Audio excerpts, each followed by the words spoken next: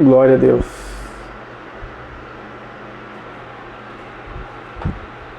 Paz do Senhor para todos os irmãos em Cristo, que Deus os abençoe grandiosamente.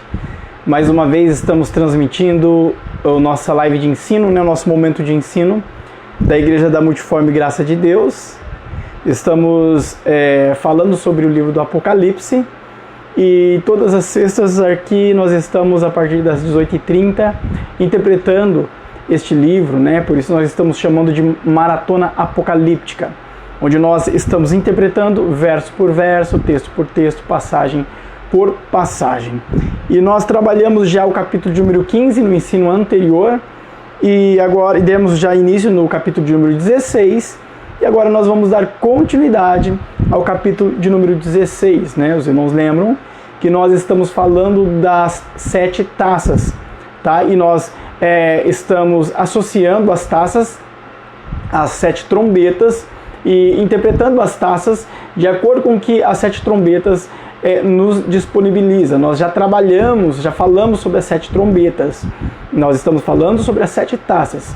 Mas como as trombetas e as taças nós já aprendemos que são a mesma coisa, só que vista de ângulos diferentes, então nós estamos a utilizar ali o capítulo de número 8 de Apocalipse, por exemplo, para falar aí das demais taças de acordo com para falar aí das demais trombetas de acordo com as taças que nós estamos discorrendo. Nós estamos agora na 4ª taça. Vamos entrar agora na 4ª taça, que está lá em Apocalipse, no capítulo de número 16 e o versículo de número 8, que diz assim: "E o 4º anjo derramou a sua taça sobre o sol, e foi-lhe permitido que abrasasse os homens com fogo." Então, o derramamento da 4ª taça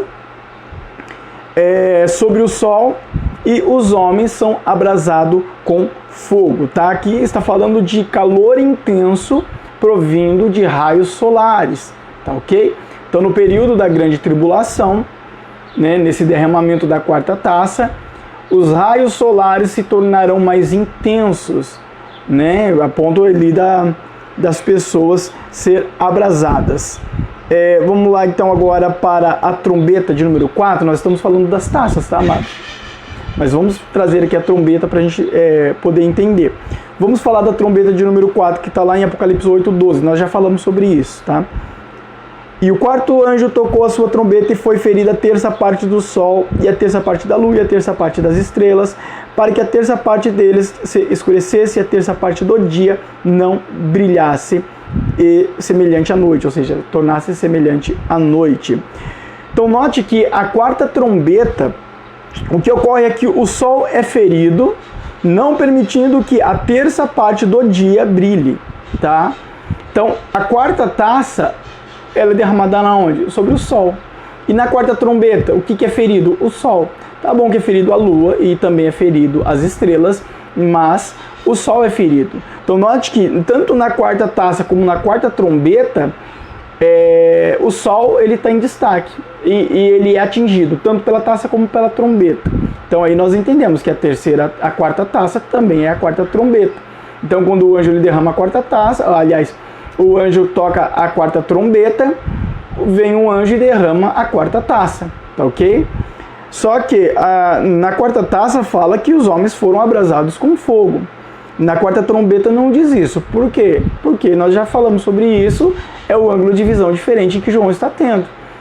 Na visão das trombetas, João está no céu, então ele não vê as pessoas sendo abrasadas por fogo. Não, ele não vê. Só que na visão das taças, João já não está no céu, João está na terra. Então agora ele vê o que ocorreu depois do toque da 4ª trombeta, Então é o anjo que derrama sua taça sobre o sol e os homens ali sendo abrasados com fogo. Então em ambos o sol é atingido, tá ok? Agora vamos para o versículo de número 9, do capítulo 16, tá, amados? Continuando aqui sobre as taças.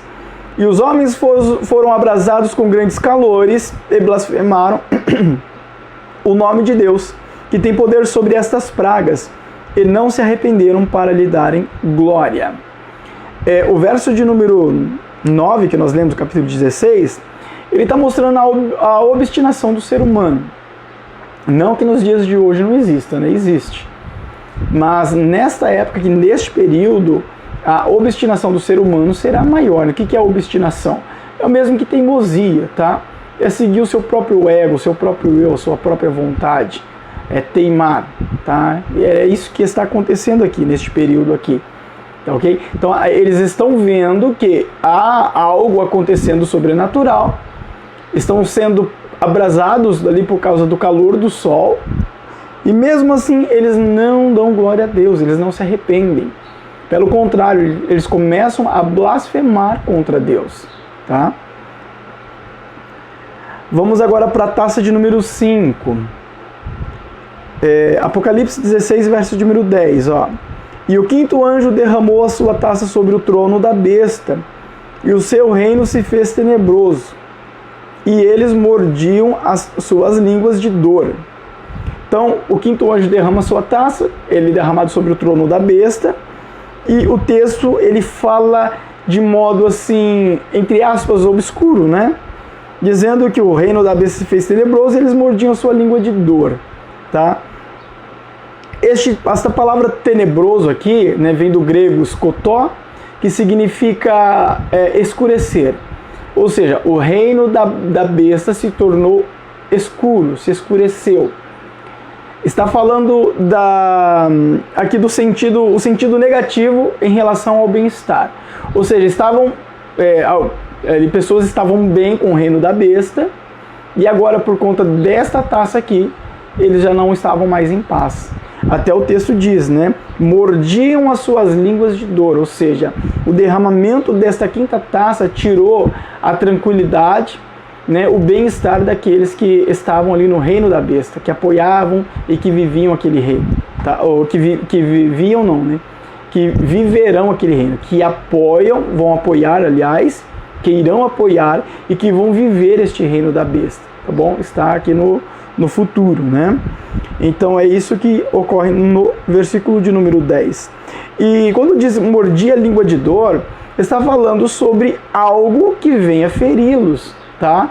Então aqueles que apoiarem o reino da besta, no período da grande tribulação, eles vão ser feridos por algo e, consequentemente, eles vão morder a sua língua de dor. É isso que diz o verso de número 10. Agora, vamos olhar para a quinta trombeta, que é a quinta taça, para a gente entender um pouco melhor o que é este morder a língua de dor. A leitura é um pouco extensa que eu vou fazer aqui, mas é necessário. Eu vou ler lá o Apocalipse capítulo 9, o verso de número 1 até o verso de número 5. Lembrando que nós já passamos por isso, nós estamos no capítulo 16 falando das taças. Eu estou retornando lá no capítulo 9 para falar das trombetas, para traçar um paralelo em relação às taças, para a gente ter a interpretação, né, das taças e compreender melhor, tá bom? Então vamos lá. Apocalipse capítulo 9, versos de número 1 ao 5. Ó. E o quinto anjo tocou a sua trombeta e vi uma estrela que do céu caiu na terra e foi-lhe dada a chave do poço do abismo. E abriu o poço do abismo e subiu fumaça do poço como a fumaça de uma grande fornalha, e com a fumaça do poço escureceu-se o sol e o ar. E da fumaça vieram gafanhotos sobre a terra, e foi-lhe dado poder, como o poder que tem os escorpiões da terra. E foi-lhes dito que não fizessem dano à erva da terra, nem à verdura alguma, nem à árvore alguma, mas somente aos homens que não têm nas suas testas o selo de Deus. E foi-lhe permitido que os matassem. Aliás, e foi-lhes permitido não que os matassem, mas que por 5 meses os atormentassem. E o seu tormento era semelhante ao tormento do escorpião quando fere o homem. Essa daqui é a quinta trombeta. Então note que a quinta trombeta interpreta para nós a quinta taça. Porque o que ocorre na quinta taça? O quinto anjo ali, ele derrama, né, a quinta taça sobre o trono da besta. E o que ocorre é que o reino da besta ele se torna tenebroso, ou seja, tinha um bem-estar para aqueles que seguiam o reino da besta, mas agora não tem mais. E por quê? Porque mordiam a sua língua de dor. Mas por que mordia a sua língua de dor? Aí a trombeta de número 5 vai falar pra gente. Porque subiu escorpiões, e esses escorpiões perseguiram eles, né, picaram eles, e eles ficaram enfermos, por 5 meses foram atormentados, viveram aqui enfermos, vão viver, né? Vão viver enfermos, vão viver atormentados por 5 meses. Eles não vão morrer, tá? Esse escorpião não é... Esse escorpião, ó, essa picada como de escorpião, né? Que é aqui dos gafanhotos, não é para morte, apenas para feri-los e os atormentar, tá? Inclusive, esta praga não é para destruir a relva da terra, não. Mas é para atormentar o homem mesmo. Então é isso que está acontecendo lá em Apocalipse capítulo 16, que nós lemos aqui, né, o verso de número 10, que nós lemos aqui a respeito da quinta taça, tá bom? Por isso eles mordem as suas línguas de dor. Nesta quinta trombeta que nós lemos, literalmente os gafanhotos, né, com ferrões de escorpião, atormentando os homens com enfermidades. Apocalipse 16:11. Agora vamos voltar a falar das taças, tá? Uma continuidade aqui a quinta taça, né? E por causa das suas dores e por causa das suas chagas, blasfemaram do Deus do céu e não se arrependeram das suas obras. Note que o verso de número 11 aqui e o verso de número 9, ele tem a mesma conotação. Está falando da obstinação do ser humano. Enquanto lá no versículo de número 9 fala sobre os homens, né, que vão ser abrasados com fogo por conta ali dos intensos raios solares, ali, num derramamento de uma taça, aqui já é uma outra situação, já é uma enfermidade. Mas a obstinação é a mesma, tá? Então o verso de número 9 e o verso de número 11, eles estão falando da mesma coisa, da obstinação do ser humano, diante de todo o acontecimento, né, das pragas ali, dos gafanhotos, lá no caso do verso de número 9, ali de ser abrasado com fogo. Diante de tudo isso, eles não reconhecerão que é Deus fazendo, que é Deus trazendo juízo, e não vão se arrepender, antes vão murmurar e blasfemar contra Deus, tá? É isso que vai acontecer. Taça de número 6. E o sexto anjo derramou a sua taça sobre o grande rio Eufrates, e a sua água secou-se, para que se preparasse o caminho dos reis do Oriente. O verso de número 12 fala da seca do rio Eufrates. Eu não sei se os irmãos sabem, mas o rio Eufrates, ele está se secando mesmo, tá? Isso mostra que o cumprimento deste sexto selo, sexta taça aqui, ela não está tão longe, digamos assim, tá? E o rio Eufrates, ele de fato está se secando. O rio Eufrates se secando, né, ali o caminho ali para que Israel seja atacado por terra se torna muito mais fácil, tá bom? Sem falar que se o rio Eufrates se secar, muitos povos ali, né, ali do Iraque, por exemplo, eles vão se voltar contra outros povos que têm condições de água para que eles possam sobreviver. Isso demandaria uma guerra gigantesca, tá? E Israel está no alvo para isso. Porque muitos países, muitos povos dependem do rio Eufrates. E muitos já estão passando necessidade por conta da seca do rio Eufrates. A água já não tem sido mais de qualidade, pessoas vivem doentes, né, naqueles povos ali, já vivem uma situação precária por conta disso. E se o rio Eufrates se secar, aí que vai gerar ainda mais um confronto ali contra o povo de Israel, tá? Bom, o verso de número 12 diz que no derramamento da sexta taça, o rio Eufrates ele se seca, bom, de uma vez, né? Bom, a sexta taça aqui, como eu disse, é a seca do rio Eufrates.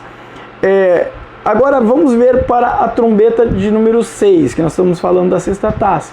Mas vamos pegar a trombeta de número 6 para a gente entender um pouquinho a sexta taça. Capítulo 9 de Apocalipse, verso 13, 14, 15 e 16. Já passamos por isso também há muitos e muitos estudos atrás, né? Tocou o sexto anjo a sua trombeta e ouviu uma voz que vinha das 4 pontas do altar de ouro que estava diante de Deus, o qual dizia ao sexto anjo: que tinha trombeta: solta os 4 anjos que estão presos junto ao grande rio Eufrates. E foram soltos 4 anjos que estavam preparados para a hora, dia e mês e fim de matarem a terça parte dos homens. E o número dos exércitos dos cavaleiros era de 200 milhões, e ouviu o número deles. Então note que aqui João, ele vê que o 6º anjo ele toca a 6ª trombeta. Quando o 6º anjo toca, então é dito para que os 4 anjos ali, né, que são demônios, né, anjos caídos, eles sejam soltos ali do rio Eufrates. E o verso de número 15 diz que eles foram soltos, os 4 anjos foram soltos, e que eles estavam preparados já e guardados para matar a terça parte dos homens. Só que aí, quando pulo para o verso de número 16, aqui sai um pouco da espiritualidade, do lado sobrenatural, e começa a entrar no lado humano. Porque aqui João fala do número de exército de cavaleiro, que era 200 milhões. Mas espera aí, João ele viu 4 anjos. 4 anjos foram soltos. O que são esses cavaleiros aqui, né? Esses 200 milhões, esse exército de 200 milhões. Eles não são os 4 anjos. Não são 200 milhões de demônios. É um exército literal de 200 milhões de soldados. Tá? É isso que João está vendo. Que vai ser, obviamente, comandado aí, que vai ser induzido por esses 4 anjos, esses 4 demônios que vão ser soltos do rio Eufrates.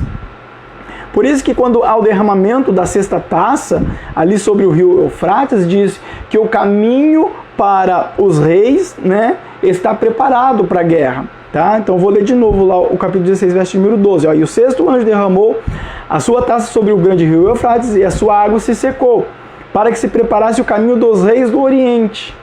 Entendeu? Então, quem são esses reis do Oriente? Aqui no capítulo 16, o verso número 11, não diz. Mas se você olhar para a 6ª trombeta, lá diz, no capítulo 9, verso número 13 ao 16. E esses reis do Oriente aqui, são esses cavaleiros aqui, que eram 200 milhões. Tá? Quando fala cavaleiros, é óbvio que João estava vendo segundo o seu contexto. Ele via de fato cavaleiro. Não quer dizer que no período da grande tribulação, aqui no derramamento da 6ª taça, no toque da 6ª trombeta, de fato vai ter cavaleiros, tá? Não significa isso. Mas o que mostra aqui que eles estão a ir contra Israel por terra firme. Ou seja, não é avião, helicóptero, não é navio, não, é por terra firme. Tá? Por isso diz aqui cavaleiros, tá? Aí entra naquilo que nós lemos sobre acerca do rio Eufrates, do capítulo de número 16, verso de número 12, tá bom? Então note que as taças e as trombetas, elas têm uma ligação muito forte. Então enquanto João, quando estava no céu, via o toque das trombetas e os acontecimentos, depois que ele é levado para a terra, ele vê o derramamento das taças e os acontecimentos de um outro ângulo. Então, quando cada trombeta era tocada no céu, cada taça era derramada por sobre a terra. Tá? É isso que ocorre aqui no Apocalipse, né? na escrita do livro do Apocalipse. É isso que ocorrerá futuramente no período da grande tribulação. Tá? Vamos para o verso agora de número 13 do capítulo de número 16, né? Agora saindo da 6ª trombeta, dando continuidade aqui à 6ª taça. E da boca do dragão, e da boca da besta, e da boca do falso profeta, vi sair 3 espíritos imundos, semelhante a rãs. A besta que sobe do mar e a besta que sobe da terra, nós já aprendemos que é o anticristo, a besta que sobe do mar. Mar simboliza povos dentro da escatologia bíblica, e a besta que sobe da terra é o falso profeta. Mas aqui neste verso de número 13 do capítulo 16, ele coloca como se fosse 3 pessoas: o dragão, que é Satanás, a besta e o falso profeta. E sim, de fato, porque quando fala o dragão, está falando de Satanás, literalmente, tá? Não é o anticristo. O anticristo não é o dragão. E quando fala da besta, aqui está falando do anticristo, que é a besta que sobe do mar. E quando fala da boca do falso profeta, né, está falando aqui do falso profeta, é a besta que sobe da terra, que nós já aprendemos sobre isso, tá? Então aqui são, de fato, 3 seres: Satanás, o anticristo e o falso profeta. E o texto diz que da boca deles saiu 3 espíritos imundos, tá? Semelhante a rãs. Bom, este texto aqui que nós vemos, quando fala 3 espíritos imundos saindo da boca deles, talvez, né, nós não podemos falar o que a Bíblia não diz, mas nós podemos interpretá-la à luz das Escrituras e trazer aquilo que nós podemos compreender dentro daquilo que a Palavra de Deus nos permite, tá? Esses espíritos imundos, talvez eles não sejam literais, tá? Eu vou explicar como. Esses espíritos imundos que saem da boca do dragão, de Satanás, e que saem da boca do anticristo, lembre-se uma coisa, o anticristo e o falso profeta, eles são pessoas, são seres humanos, tá? Vai haver milagres e prodígios através deles? Sim, haverá.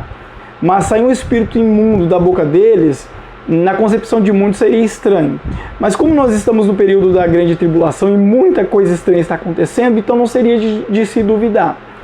Há uma possibilidade que sim, de fato, sejam demônios saindo da boca deles de forma literal, mas há uma possibilidade que não. Que seja eles induzindo alguém, né, 3 pessoas, por exemplo, a praticar algo, tá? Ou seja, esses espíritos imundos saindo da boca deles seriam palavras que induz, né, alguém a praticar algo. Então, há 2 possibilidades, que de fato seja seres espirituais saindo deles, ou que seja apenas uma indução ali verbal da parte deles em relação àqueles que vão ser usados para fazer os milagres e prodígios aqui e convencer, né, os reis ali do Oriente a se voltar contra Israel ali na batalha do Armagedon. Bom, então pode ser que seja então alguém sendo influenciado aqui, recebendo ordem deles, pode ser, ou talvez mesmo de fato seres espirituais saindo da boca deles. Quando João ele vê seres espirituais saindo da boca deles, tá? Mas a Bíblia não fala se de fato isso é literal, seres espirituais saindo da boca dele. Então, quando a Bíblia não diz, nós nos calamos também, tá bom? E aqui o texto diz que é semelhante a rãs. Nós devemos lembrar que dentro da cultura judaica e bíblica, as rãs era considerado um animal imundo cerimonialmente, tá? Tanto nas questões cerimoniais ele era considerado um animal imundo, como também até mesmo para alimento. Hoje em dia se come carne de rã, né? Mas nos tempos bíblicos ali, para o povo de Israel, isso jamais. Isso é imundo para eles. Até hoje, para os judeus que seguem a lei ali, a Torá, para eles é imundo isso, tá? Então, aqui diz, era semelhante a rãs. E não só eles são considerados animais imundos, né? Como também em várias culturas ali dos tempos bíblicos, as rãs, elas representavam a maldade. Então isso era uma coisa que já tinha dentro da mente, da alma, do coração ali do povo, né, da época ali que João escreveu o Apocalipse. Então eles entenderam o que seria esses espíritos imundos semelhante a rãs. Eles entenderam que eram imundos, que era algo nojento, repugnante, espiritualmente falando, e que era a maldade ali. Então, que eles estavam sendo ali liberados para praticar a maldade, que eles tinham um sentimento de maldade. Isso eles entenderam naquela época tranquilamente. Então nós, como eu disse já em outras ocasiões, nós precisamos entrar um pouco na cultura deles, na época deles, para poder entender algumas coisas do livro do Apocalipse. Aliás, de toda a Bíblia, né? Mas no caso aqui do Apocalipse que nós estamos a interpretar, tá bom? Verso de número 14. Porque são espíritos de demônios que fazem prodígios, os quais vão ao encontro dos reis da terra e de todo o mundo, para os congregar para a batalha naquele grande dia do Deus Todo-Poderoso. Congregar na batalha daquele grande dia. Este congregar na batalha para aquele grande dia é literalmente a batalha do Armagedon, ali em Meguido, tá bom? Note que aqui o que ocorre quando esses reis eles são induzidos por esses 3 espíritos imundos E inclusive eles fazem milagres e prodígios, né, para convencê-los, tá, a se voltar contra Israel. Então note que muita gente, muitos soldados ali, muitos reinos, vão atravessar o rio Eufrates e vão estar secos para ir contra Israel. Por isso o rio Eufrates ele tem que se secar, tá bom? Para que ocorra aí o cumprimento desta profecia aqui, que nós estamos lendo, tá bom? Verso de número 15. E eis que venho como ladrão, bem-aventurado aquele que vigia e guarda as suas roupas, para que não ande nu e não vejam as suas vergonhas. Este verso de número 15 aqui do capítulo 16 não está falando da primeira vinda de Jesus, não está falando do arrebatamento, tá? Este verso não pode ser utilizado para pregar sobre arrebatamento. Ó, vigia, crente. Não sabe quando Jesus vai vir, o arrebatamento pode acontecer a qualquer momento. Apocalipse 16:15 diz, bem-aventurado, né, aquele que vigia, né, quando o ladrão vem e tal. Não, esse verso aqui não é para isso, tá? Este verso ele não fala do arrebatamento. Este verso aqui, ele está falando da segunda vinda de Jesus, tá? Ele está falando, olha, vigia, né, aliás, né, eis que cedo vem como ladrão, bem-aventurado aquele que vigia e guarda as suas roupas, para que não ande nu e não veja as suas vergonhas. Está falando da espiritualidade. Ou seja, no período da grande tribulação, este verso aqui serve para eles, do período da grande tribulação, bem-aventurados são aqueles que espiritualmente estão trajados, né, das vestes de santidade diante do Senhor, porque o Senhor ele vem, aqui diz como ladrão, e quando fala como ladrão, está falando que não sabe a hora em nenhum momento, né? Até porque a batalha do Armagedon, a Bíblia não diz quantos dias vão durar, né, essa convocação, essa reunião, se vão durar meses. A Bíblia não diz se eles vão acampar e sitiar Jerusalém antes. Aliás, eles nem vão chegar em Jerusalém porque eles vão ser ali destruídos em Meguido, né? Mas a Bíblia não dá grandes detalhes, né? Então este verso aqui são para aqueles que estão no período da grande tribulação, né, nessa ocasião, e que precisam vigiar, tá bom? São os salvos, tá bom? Salvos do período da grande tribulação.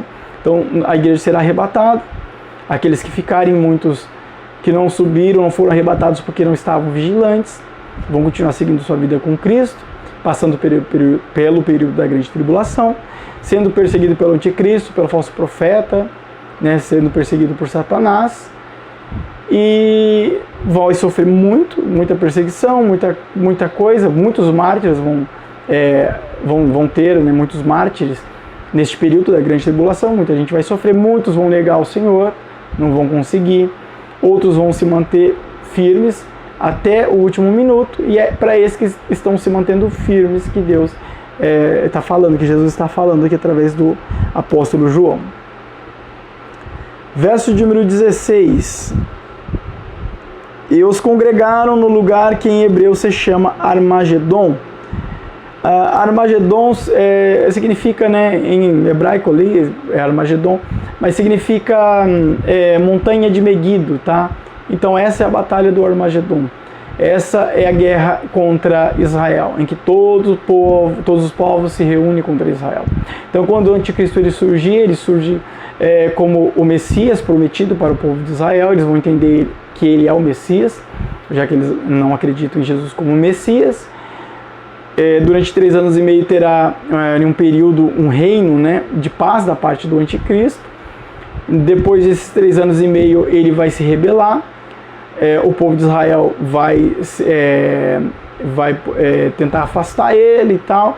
Ele vai se voltar contra o povo de Israel, vai começar a perseguir o povo de Israel, perseguir os cristãos, enfim. É o período da grande tribulação. Tá? E dentro deste período é que ocorre o derramamento dessa sexta taça aqui, tá? Onde é reunido ali um grande exército, todos os reis da terra ali nesse período da grande tribulação, que vão se voltar contra Israel e vão congregar ali no vale de Meguido, onde nós já sabemos que Jesus ele vai aparecer no céu, nas nuvens. A Bíblia diz que todo olho verá, e ocorrerá então ali a destruição daqueles que estão se voltando contra Israel, tá? Nós vamos entrar nessa outra parte no próximo ensino, falando, né, dando continuidade, falando da 7ª taça, tá bom? Então que Deus abençoe a todos grandemente, os irmãos em Cristo, e que nós possamos estar vigilantes, né? Porque não considerando aquele verso que eu disse que serve para a segunda vinda de Cristo, para as pessoas do período da grande tribulação, mas para nós devemos estar vigilantes também, porque o Senhor de fato vem como ladrão, isso Jesus já tinha falado ali nos evangelhos, e nós não sabemos quando será a vinda do Senhor, né, o arrebatamento da igreja.